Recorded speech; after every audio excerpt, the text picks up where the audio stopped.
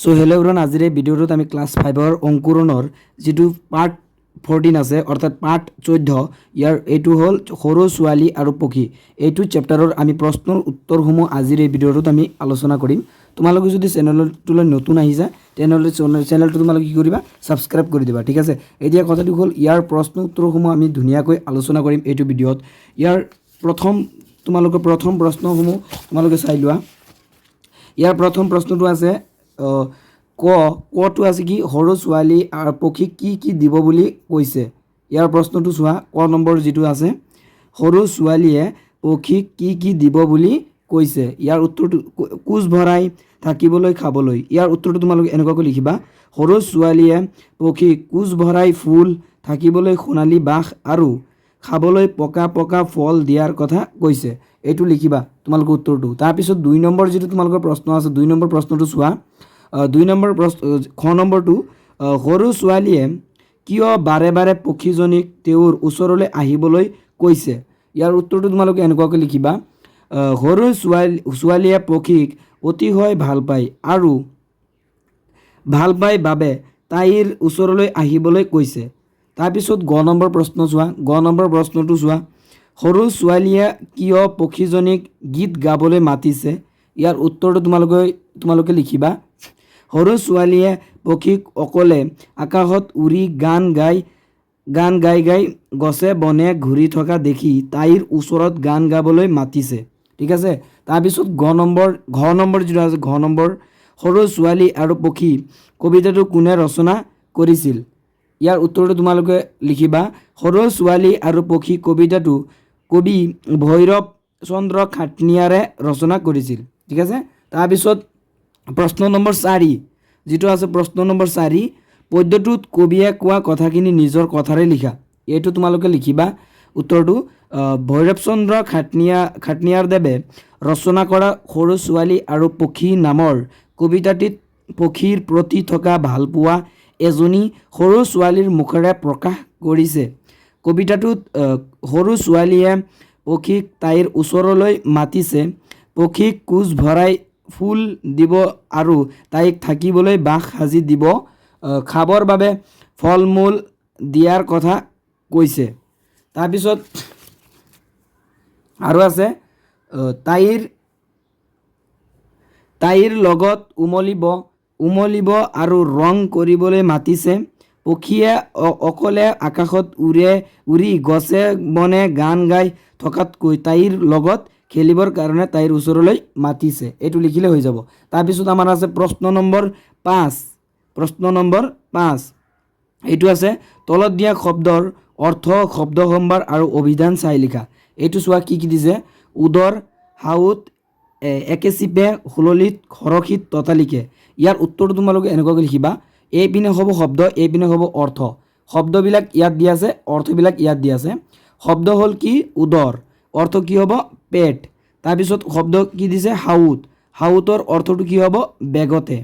তাৰপিছত আছে একে চিপে অৰ্থটো কি হ'ব এবাৰতে। তাৰপিছত সুললিতৰ অৰ্থটো কি হ'ব মধুৰ, শুনিবলৈ মিঠা। হৰষিত, ইয়াৰ উত্তৰটো হ'ব আনন্দ, সন্তোষ। তাৰপিছত ততালিকে, নিমিষতে, ততালিকৰ যিটো অৰ্থ হ'ব এইটো হ'ব নিমিষতে। তাৰপিছত আমি আহিলোঁ প্ৰশ্ন নম্বৰ 6ত আহিলোঁ। এইটো হ'ল কি, চৰাইজনীয়ে যাতে কষ্ট নাপায় তাৰ বাবে সৰু ছোৱালীয়ে কি কি কৰিবলৈ গাত লৈছে। ইয়াৰ উত্তৰটো তোমালোকে চোৱা, চৰাইজনীয়ে যাতে কষ্ট নাপায় তাৰ বাবে ছোৱালীয়ে চৰাইজনীক খাবলৈ পকা পকা ফল দিব, থাকিবলৈ সোণৰ বাঁহ সাজি দিবৰ বাবে গাত লৈছে। এইটো তোমালোকৰ এনেকুৱাকৈ লিখিবা। তাৰপিছত এতিয়া কথাটো হ'ল 7 নম্বৰ যিটো কুৱেশ্যন আছে 7 নম্বৰ, এইটো চোৱা, হাউৎকাৰে শব্দটোৰ অৰ্থ হৈছে বেগতে, একে চুচাই, তাৰপিছত একে চিপতে, এক হুহাই। হাউৎকৰেৰ ধৰে অৰ্থ প্ৰকাশ কৰা পাঠত থকা আন দুটা শব্দ হৈছে ততালিকে, একে চিপে। এতিয়া হাউৎকৰে শব্দটো প্ৰয়োগ কৰি ওপৰত উল্লেখ কৰা অৰ্থ প্ৰকাশ হোৱাকৈ 4টা বাক্য ৰচনা কৰা। 4টা বাক্য ৰচনা কৰিব দিছে, তোমালোকে উত্তৰ দি এনেকুৱাকৈ লিখিবা। ক নম্বৰত দিবা, মই বজাৰৰ পৰা হাউৎকৰে আহিম। এইটো হ'ব ক। তাৰপিছত খ আৰু এটা বাক্য ৰচনা কৰিবা, বান্ধৱীজনী সাউৎ কৰে গুচি যোৱাত মনটো বেয়া লাগিল। ঠিক আছে, সাউৎ কৰেৰে 4টা বাক্য ৰচনা কৰিব দিছে, তোমালোকে এইটো কৰিবা। খ নম্বৰ হৈ গ'ল। এতিয়া গত কি কৰি, গতটো লিখিবা সাউৎ কৰে ৰাস্তা পাৰ হ'ব নালাগে, এইটো হ'ল গ। তাৰপিছত ঘত হ'ল ৰামে শিক্ষকে সোধা প্ৰশ্নৰ উত্তৰটো সাউৎ কৰে দিলে, এইটো হ'ল। তাৰপিছত তোমালোকৰ এইটো কমপ্লিট হৈ গ'ল। এতিয়া কথাটো হ'ল 8 নম্বৰ যিটো আছে, 8 নম্বৰ কুৱেশ্যনটো চোৱা, তলৰ শব্দকেইটাৰ সমাৰ্থক শব্দ পদ্যটোৰ পৰা বিচাৰি লিখা, দলত আলোচনা কৰিবা। দলত আলোচনা কৰিব দিছে কোনবিলাক, শুৱলা, বেগতে, পেট, আনন্দিত, গগন। ইয়াৰ উত্তৰটো তোমালোকে লিখিবা শুৱলাৰ সুন্দৰ, শুৱলাটো কি হ'ব সুন্দৰ। তাৰপিছত বেগতে যিটো আছে সেইটো হ'ব খৰকৈ শীঘ্ৰে, পেট যিটো আছে সেইটো হ'ব উদৰ, পেটটো কি হ'ব উদৰ। তাৰপিছত আমাৰ আৰু আছে আনন্দিত যিটো আছে, আনন্দিত যিটো আছে এইটো হ'ব সন্তোষ, গগনটো হ'ব আকাশ। এইখিনি লিখিলে তোমালোকৰ হৈ যাব। তাৰপিছত আহিলোঁ আমি 9 নম্বৰ কুৱেশ্যনলৈ। 9 নম্বৰ প্ৰশ্ন নম্বৰ 9, এইটো চোৱা, উদাহৰণত দেখুওৱাৰ দৰে তলৰ শব্দবিলাকৰ অৰ্থ প্ৰকাশ হোৱাকৈ বাক্য সাজা। যেনে ভৰিত দুখ পোৱা বাবে খোজকাঢ়িবলৈ অসুবিধা হৈছে, ভৰি, বাগিচাখন ফুলেৰে ভৰি পৰিছে। মানে ভৰিৰে 2টা বাক্য ৰচনা কৰি দিছে। এতিয়া আমাক 2টাকৈ বাক্য ৰচনা কৰিব দিছে, কি কোনটো সজা, ফল, ৰং। আমি 2টাকৈ বাক্য ৰচনা কৰিম এইবিলাকৰ। ঠিক আছে, উত্তৰ দি সজা যিটো আছে ইয়াৰ বাক্য ৰচনাটো কৰা, যে চৰাই আদি থোৱা কাঠিৰ সঁজুলি বা বাঁহ পক্ষীজনী সজাৰ পৰা উৰি গ'ল।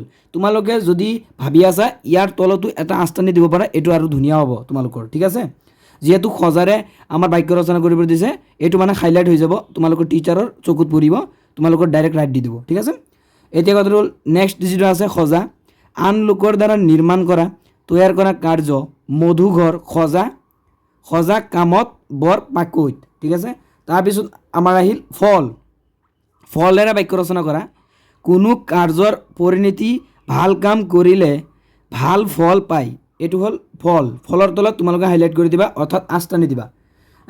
তাৰপিছত গছৰ গুটি, কিছুমান গছৰ ফলবোৰ সৰু। তাৰপিছত ৰঙেৰে বাক্য ৰচনা কৰিব দিছে, ৰংটো চোৱা আনন্দ, পূজা আহিলে মনত বৰ ৰং লাগে, এইটো ৰঙেৰে বাক্য ৰচনা কৰিলোঁ আমি।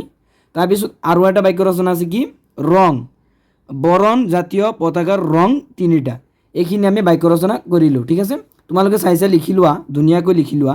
চ' এইখিনিয়ে আমাৰ আছিল প্ৰশ্ন উত্তৰ। প্ৰশ্ন নম্বৰ 9লৈ আছিল, তাৰপিছত আৰু নাই। তোমালোকৰ এইখিনি মুখস্থ কৰিলে তোমালোকৰ সৰু ছোৱালী আৰু পক্ষী যিটো মানে তোমালোকৰ চেপ্টাৰ আছে, এই চেপ্টাৰটো কমপ্লিট হৈ যাব। ঠিক আছে, কমপ্লিট হৈ যাব ধুনীয়াকৈ। এতিয়া ব'লা আমি যিটো তোমালোকৰ সৰু ছোৱালী আৰু পক্ষী এই চেপ্টাৰটো এই পদ্যটো আমি পঢ়োঁ। ঠিক আছে, আহ পক্ষী আহ, ফুল দিম কোচ ভৰি, খুৱাম উদৰ পুৰি, সাজি দিম সোণোৱালী বাহ, আহ পক্ষী উৰি উৰি আহ। তাৰপিছত চোৱা, আহ পক্ষী আহ, পকা ফল দিম, তোৰ সতে উমলিম, পাবি ৰং, আহ পক্ষী আহ, সাজি দিম সোণেৰেই বাহ। ঠিক আছে, তাৰপিছত আৰু আছে কি, আহ পক্ষী আহ, তোক মই ভাল পাওঁ, দেখিলেই চাই ৰওঁ, পাখি মেলি উৰা মাৰি আহ, আহ পক্ষী সাউৎ কৰে আহ। তাৰপিছত আছে কি, আহ পক্ষী আহ, আকাশত উৰি উৰি অকলে ফুৰি, গছে বনে থাকি কিনো গাহ, আহ পক্ষী একে চিপে আহ। তাৰপিছত আৰু অলপ আছে বাকী, এইখিনি চোৱা,